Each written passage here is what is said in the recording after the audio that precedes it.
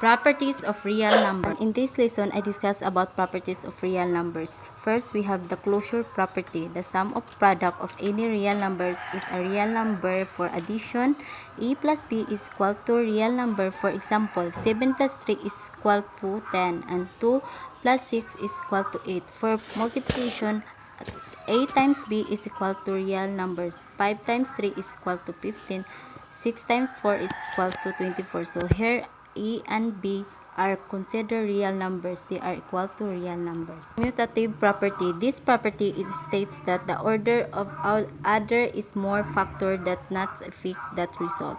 For addition, we have a plus b is equal to b plus a. So for example, 12 plus 13 is equal to 13 plus 12. Now to prove it, just add to get the sum. 12 plus 13, the result is 25, and 13 plus 12 is also 25.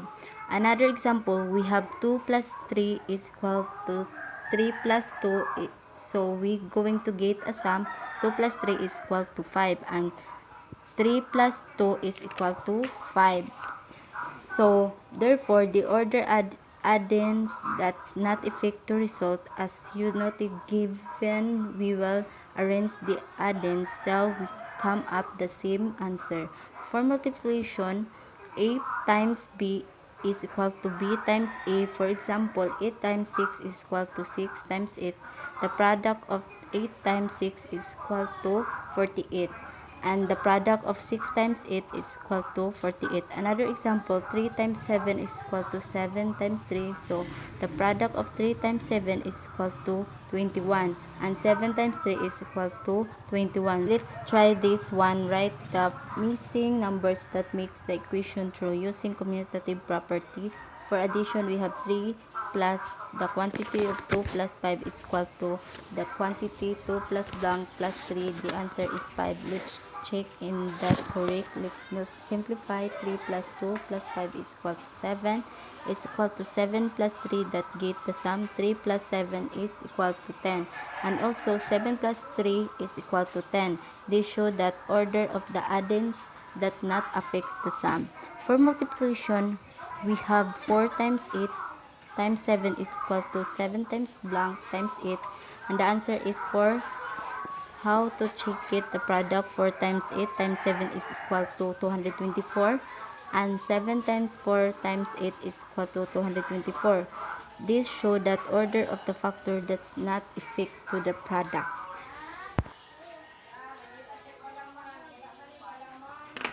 Third, we have associated property. This property states that the grouping of the addends or factors that not affect the result. For addition, we have the quantity a plus b plus c is equal to plus the quantity of b plus c. For example, we have the quantity of 12 plus 3 plus 8 is equal to 12 plus quantity of 3 plus 8. So let's add first what's inside the parenthesis. So 12 plus 3 is equal to 15 plus 8 is equal to 12 plus the sum inside the parenthesis is 11. Then get the sum. 15 plus 8 is equal to 23. 12 plus 11 also the equal to 23. So here the equation, the groupings of the addends that not affects of the sum. For multiplication, the quantity of a times b times c is equal to a times the quantity of b times c. For example, 8 times the quantity 7 times 9 is equal to quantity 7 times 9. Then 8 times 7 times 9 is equal to 63. Is equal to 8 times 7. We have 56 times 9. Then get the product. 8 times 63 is equal to 504. And 56 times 9 is equal to also 504. So in multiplication, the grouping of the factors that not affects the product. In the example, we need that change or order to the numbers. We just change the way the numbers are thrown.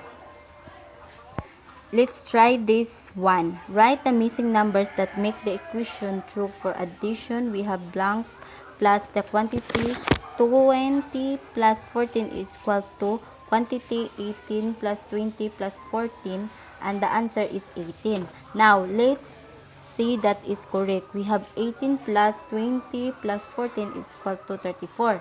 Then 18 plus 20 is equal to 38 rather, plus 14. Then get the sum of 18 and 34 is equal to 52.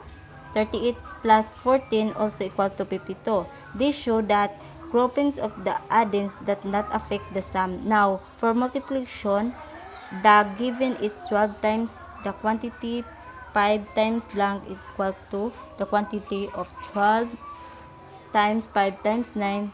The answer is 9. Now, to check that correct, let's perform the operation. We have 12 times the product 5 times 9 is equal to 45 is equal to the product of 12 times 45 is equal to 60 times 9. Then get the product of 12 times 45 is equal to 540, and 6 times 9 is also to 540. This shows that groupings of the factors does not affect to the product. Fourth, we have distributive property. In this property, multiply the factor to the terms inside the quantity, then add or subtract. For addition, we have A quantity B plus C. So here we have going distribute or multiply A to the terms inside the parenthesis.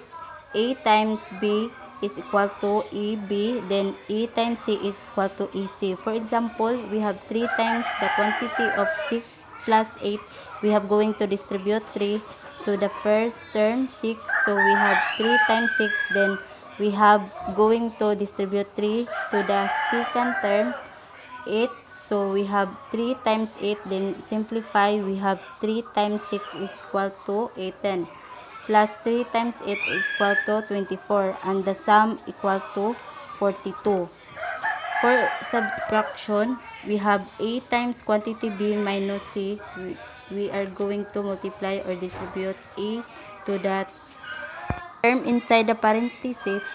So the distribute to the first term, we have EB. A multiplied to the second term, we have negative AC. For example, we have 2 times quantity of 3n minus 4. So multiply or distribute to terms. First term 3n, so we have 2 times quantity of 3n, then multiply 2 to the second term, negative 4. We have negative 2 times 4, then negative 5 quantity 3n. We have 6n, negative 2. We have negative 8, then we going multiply 6n and negative 8, so that will be the final answer. Try this one. Write the missing number to make the equation true. Using distributive property, for addition, we have 5 times quantity m plus 2 is equal to blank plus 5 times 2, and the answer is 5 times m. Simplify the 5m plus 5 times 2 is equal to 10. That is the final answer.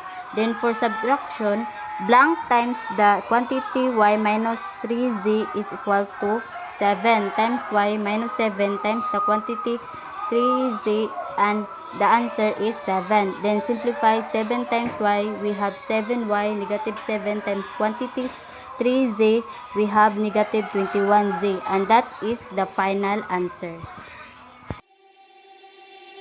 Can I call you baby? Can you be my friend? Can you be my lover up until the very end? Let me show you love, I don't pretend. Stick by my side even when the world